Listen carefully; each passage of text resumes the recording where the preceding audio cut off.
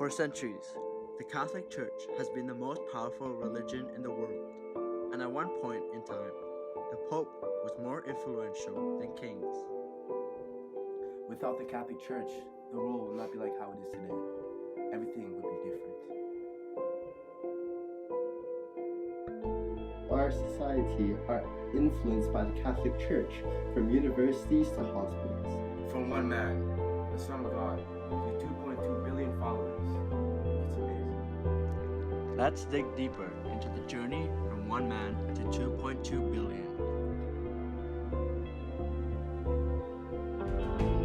This is the history of the Catholic Church.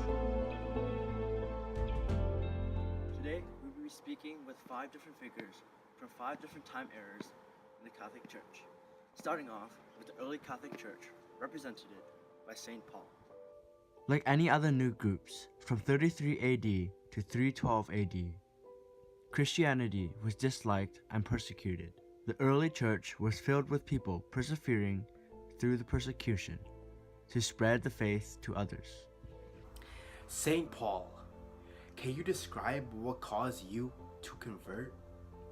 I was traveling from Jerusalem and Damascus to rest and bring back disciples and apostles, but I had a vision of the resurrected Jesus. I saw a bright light shine down from heaven. I fell to the ground because of the bright light. It flashed around me. God said to me, "Saul, why do you persecute me?" And I became blind because of it. And Jesus convinced me to convert.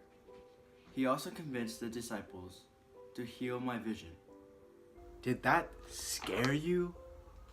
Initially it did, but it was truly a life-changing experience that made me reconsider my whole life leading up to that point.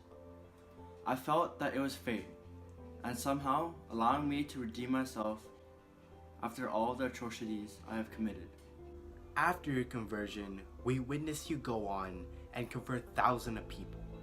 Would you consider this your greatest contribution to humanity? I think that this is one of my greatest contributions to humanity. I was able to spread the good news to a lot of people and help kickstart Christianity. Another thing that I would consider to be a great contribution are my epistles and half of the book of the New Testament. I think in a sense that it was my duty to convert as many people as Jesus did, since I committed many atrocities before I was known as St. Paul. What single event of your era in church history do you personally think most advanced the message of Jesus? Why? In my era of the early church, I believe that my journeys advanced the message of Jesus the most. The church did not have many followers yet, but in my journeys, I built many communities of Christians, advancing Jesus' message to many people in the Roman Empire and converting them. I was even able to show Jesus' message to some Jews who converted, building a solid base for followers. These followers would go on to evangelize many others. I would say that I was able to help kickstart the huge religion we see today. Ooh. What single event of your era in church history do you personally think was the most contrary to the message of Jesus? Why? Before I converted to Christianity, I myself killed Christians, and throughout the whole Roman Empire, they were persecuting many Christians after Nero blamed them for the Great Fire of Rome. These persecutions were an effort to slow down the religion. However, we can see that the persecutions actually strengthened them. The persecutions were directly against Jesus' message of peace and acceptance. Now we have Constantine from the Acceptance and Liberty era. With Christianity now being legal in the Roman Empire, from 312 AD to 1000 AD, the religion began to rapidly expand and gain recognition worldwide. Constantine, what made you change the official religion of Rome to Christianity? I grew up with Catholic influences from my mom, and after several battles won with the Christian symbol, I decided to make Christianity the official religion of Rome. Do you think that this is your greatest contribution to humanity? I do believe that this is my greatest contribution to humanity. I was able to accept the religion and beliefs, leading the way for others to be more accepting. I was also able to stop mass murders of people that have done anything wrong, giving the same human rights as other citizens. Religion was having an increasing role in politics. What single event of your era in church history do you personally think most advanced the message of Jesus? Why? The event that was the best at advancing Jesus' message was making Christianity the official religion of the Roman Empire. The Christians were no longer being persecuted, giving the Christians the ability to advance and spread the message of Jesus throughout the Roman Empire without having to worry about Roman officials persecuting them. However, the Gregorian mission in 596 also advanced the message of Jesus out of Rome and to Britain, and later continued to other parts of Europe. What single event of your era in church history do you personally think was the most contrary to the message of Jesus? Why? Ultimately, the message of Jesus is about peace and love. However, in the East-West Schism, we saw that there was no peace and no love between the two sides, contradicting Jesus' messages.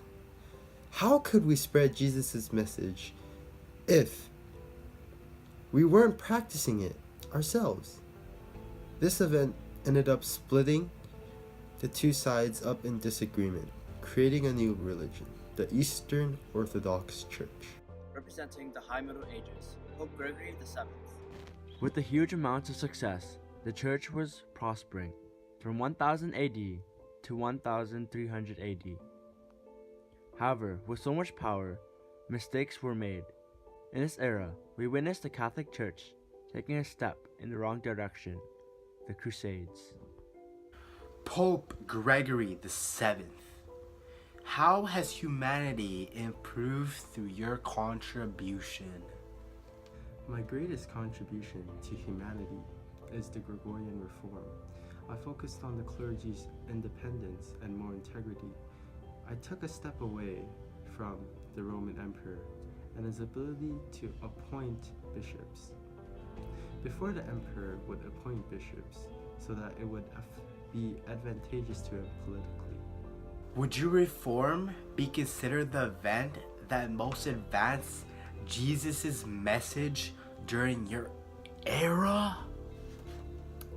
Yes, I would consider the Reformation the event that advanced the message of Jesus the most, because when the emperor was appointing bishops, the bishops were more involved in politics than actually advancing the message of Jesus. Taking this privilege away from the emperor allows me to elect bishops that are dedicated in advancing Jesus' preaching. I also disallowed the clergy to have a spouse to be fully dedicated in evangelization. During your era, we witnessed the Crusades. Do you think the Crusades contradicted Jesus' message the most? Without a doubt, Jesus taught us acceptance, and the Crusades were a series of wars against the Muslims, showing that religious acceptance was low.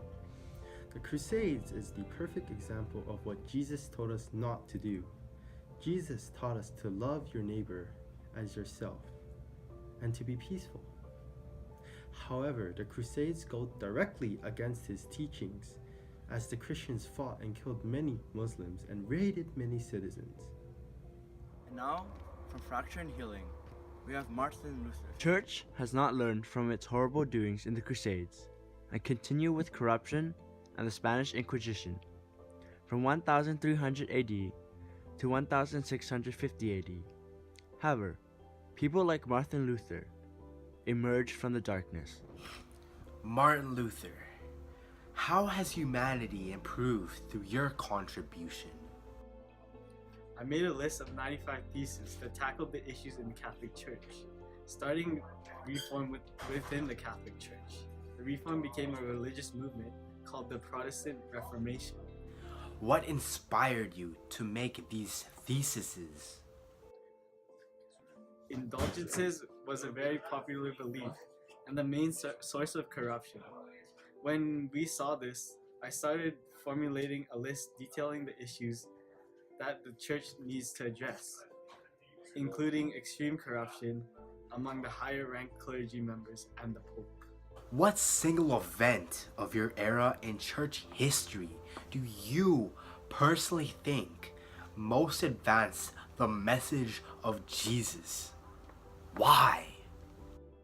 Not to sound arrogant, but I think the single most crucial event in my era was when I nailed the 95 theses on the door of a church. The church was in a time of corruption, and we were getting further away from the message of Jesus. There needed someone to start a movement for reform within the church.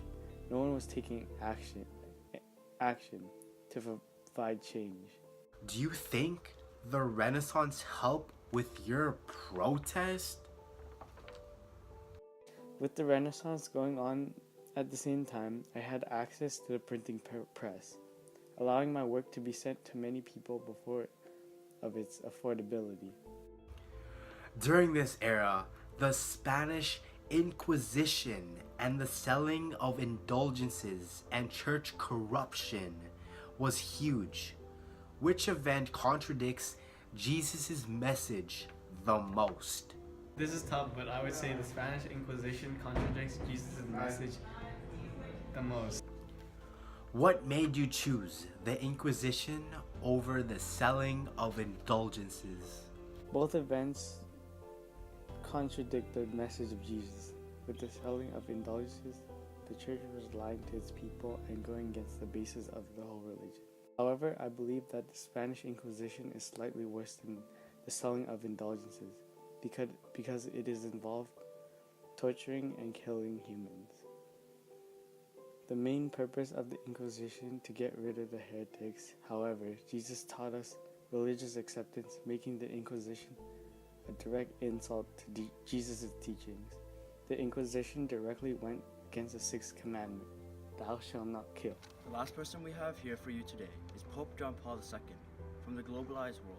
In an era full of hatred and war, starting from 1900 to the present, how did the Catholic Church shine through the darkness? Pope John Paul. You have done many things to improve humanity. Why don't you tell us what you did in your early years to do so? I witnessed my homeland be invaded by the Nazis, and I could not just sit back and watch. For 33 years, I supported religious and cultural freedom, knowing that there was a threat from a totalitarian leadership that supported atheism. How has humanity improved through your contribution after you became the Pope? When I was elected Pope, I continued my mission of supporting humanism and human rights on a larger scale. In 1979, I was able to gather my people in my homeland to take a stand against the corrupt government for their own rights. I have always been against war and trying to convince leaders to find peaceful solutions instead of war. What single event of your era in church history do you personally think most advanced the message of Jesus? Why? The event that I think most advanced Jesus' message in this era is Vatican II. Before the council, Mass was done in Latin. The priest faced away from the congregation and mumbling most of the time. How is anyone supposed to understand? Vatican II allowed masses to be said in the language that the people spoke, and the priests faced the people. I understand, but how would these changes advance the message of Jesus? First off, Allowing the Mass to be said in the people's language is huge. Everyone could now understand what Jesus is preaching in his readings, allowing Jesus' message to be understood by all. The changes in Vatican II also made Mass more involving. People participated more. Jesus loves everyone, all the same. Vatican II allows women to have more role doing Masses. For example, reading of the scripture. We saw more religious acceptance and relations with the modern world. My last question. Jesus preached peace and love. What single event of your era in church history do you personally think most contradicted Jesus' teachings? Why? Our church in the 1930s was unfortunately involved in residence schools, running 3/5 of these schools. The Aboriginal students were treated poorly, being abused and on some occasions even raped. Like you said, Jesus taught peace and love, and what happened in the residential schools are completely opposite and unacceptable. To all that is watching this, I sincerely apologize for our actions in the residence schools.